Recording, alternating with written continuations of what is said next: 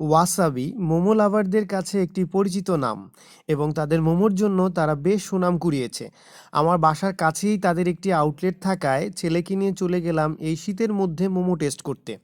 এর আগেও আমি এখানে বেশ কয়েকবার এসেছি, তাই আমি জানি যে তাদের মেনুটা বেশ লং।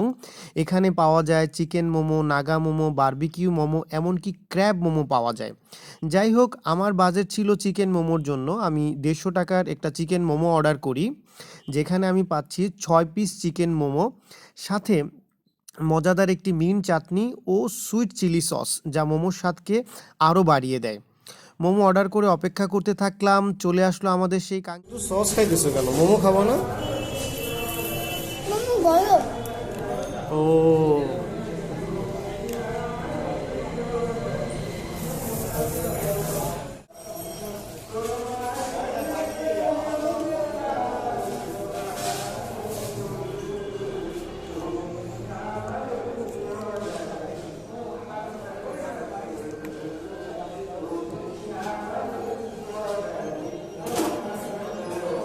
গরম গরম?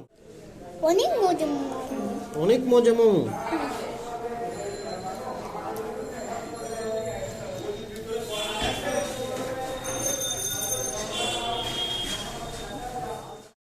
এবার আমি আপনাদেরকে দেখাবো মোমো তৈরির পদ্ধতি, অর্থাৎ মোমো মেকিং প্রসেস।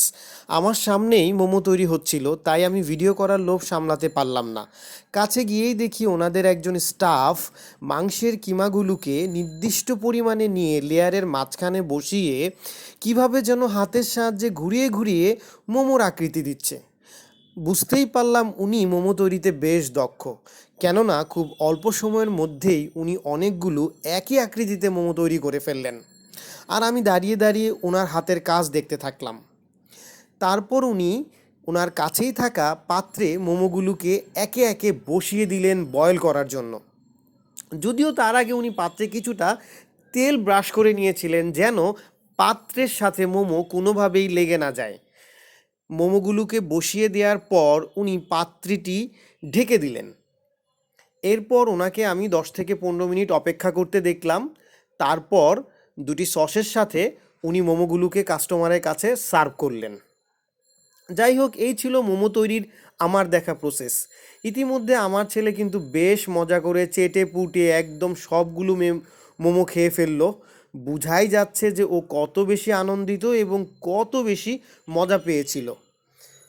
এই যে দেখুন, সে একটু সসও কি ছাড় দেয়নি, সম্পূর্ণরূপে সব কিছু টেস্ট করলো।